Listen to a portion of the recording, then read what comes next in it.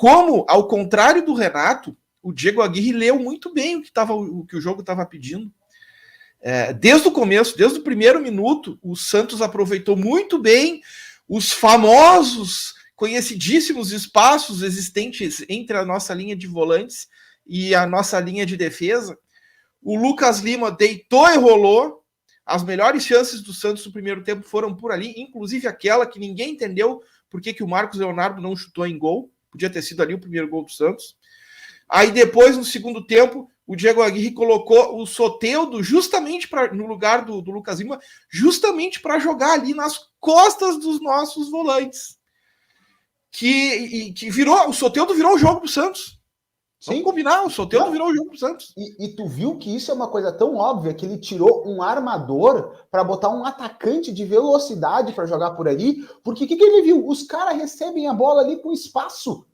Eu vou botar um cara veloz que vai pegar aquela bola e vai conduzir rápido e não vai deixar os volantes do Grêmio chegar na recuperação. Exato. E foi o que aconteceu. E aí a gente volta a discutir a escalação, porque todo mundo sabe que esse é um dos defeitos do Grêmio. E hoje o Grêmio começou o jogo e a gente não tem nem como discutir com relação à característica dos dois jogadores, que em tese são os melhores volantes que temos, alguns dos bons jogadores que temos, que é o Carbajo e o PP, né? Não sei se o PP tinha condição de jogar os 90 minutos, parece que não, saiu inclusive sentindo. Mas que falta que faz o Vijaçante, né? O Vijaçante hoje não podia jogar por conta do cartão, mas aí o Grêmio fica sem um volante mais posicionado para poder atacar essas bolas, e aí no segundo tempo o Renato resolveu botar o Martins. O nosso zagueirinho, eu esqueci o nome do nosso zagueiro. Martins, o Gustavo Martins, para emular ali um primeiro volante. E ainda assim não conseguiu, né? Em função da bagunça que estava. E aí a escalação inicial sim, se o João Pedro Galvão, né, que começou jogando, estava certa a escolha, não tinha muito o que discutir. A gente pode discutir sim a escalação do Fábio, que me parece que foi totalmente injustificada. Não, a escalação do Fábio é totalmente injustificada. Nada na vida do Grêmio justifica o Fábio jogar. Eu entendo uma posição tática no sentido de, olha, o Santos tem um Mendonça ou o Soteldo que joga por ali, então eu vou botar um jogador mais marcador, né, para dar esse combate. Só que o Fábio nunca foi esse jogador. O Fábio, a realidade da vida, que para além da tese, porque tu pode ter a tese. Não, o Fábio é um bom marcador, essa é a tese. A realidade da vida é que o Fábio não marca ninguém. Tomou drible do primeiro ao último minuto. O Fábio não marcou ninguém o ano inteiro. E um cara me escalar o Fábio ali sob a justificativa de que ele é mais marcador, me desculpe, o cara não tá olhando os jogos do próprio time. Sabe? Isso não. Certas coisas a gente tem que bater forte porque elas não são aceitáveis. E outra coisa, Lucas, a gente ouviu nas últimas semanas que o Renato estava dando ritmo para alguns jogadores, pensando na sequência do Campeonato Brasileiro, mas aí agora já fomos eliminados, inclusive, da Copa do Brasil, né? Dando ritmo para um monte de gente. E agora eu pensei cá comigo, né? Bom, agora acabou esse negócio de dar ritmo. Então. Se a escalação, a opção do Fábio foi para dar ritmo para o Fábio, tá errado também, né? Porque já não é mais hora de dar ritmo para ninguém, agora é hora de botar os melhores para jogar. Não, e outra, não tem cabimento um troço desses. Aí tá, já me começa o jogo com o Fábio. Beleza, tá, ok, botou o Fábio. Que droga, temos que falar disso, não é aceitável. Aí tudo bem. Aí a gente vai olhar o nosso time jogando ao longo do jogo. Cara, o nosso time é bagunçado. O nosso time, ele faz um beabá sob a perspectiva do que acontece de aproximação, de coordenação de movimentos. Sabe aquele trabalho que é o trabalho do treinador?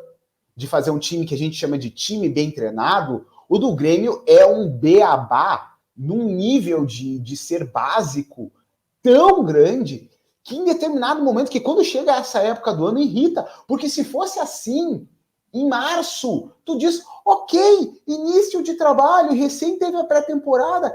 Caramba, cara, O Grêmio não jogou muitas competições esse ano, não teve Libertadores, não teve Sul-Americana.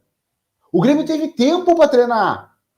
E nós chegamos agora no final de agosto, cara. Final de agosto. E o time continua com espaço. O time continua que quando os atacantes vão marcar, os meias saem, a zaga fica. E todo mundo já sabe isso. E todos os times exploram. Isso acontece em todos os jogos. Aí a gente fala do Vijaçante. Sabe por que a gente fala do Vijaçante? Porque o Vijaçante tem velocidade para tapar um furo que taticamente o nosso treinador deixa. E todos os nossos adversários já sabem que esse é um dos grandes problemas que o Grêmio tem, né? O Flamengo deitou e rolou ali, o Arrascaeta, Gabigol, todos os jogadores de meio de frente do Flamengo ocupavam aquele espaço. E ainda assim, aquele jogo de xadrez, né? Mesmo quando o Grêmio eventualmente acaba se posicionando ali para poder defender essas linhas, o que o adversário, quando é inteligente, faz, né? Os jogadores e o treinador, no caso. Eles colocam a sua saída de bola de modo que atraia a marcação dos nossos volantes e tirem eles do lugar. E aí eles saem descoordenadamente, né, pela falta de uma coordenação ali para poder sair um e ficar o outro, saem os dois ao mesmo tempo, e aí abre o espaço. E aí aquele espaço ali que os meias e os atacantes dos adversários acabam ocupando e organizando todos os ataques que acabam nos punindo, né? E é por isso que o Grêmio toma gol todo jogo. Não é porque o Granda chama gol, como alguns gostam de dizer. Não é porque a nossa zaga tá mal, que os zagueiros são ruins. Não é, é porque a zaga joga exposta. E essa é uma questão que a gente tá falando há quanto tempo, Lucas? Pô, a gente tá falando Mas também é agosto, né? Não, a gente tá falando isso desde 2018.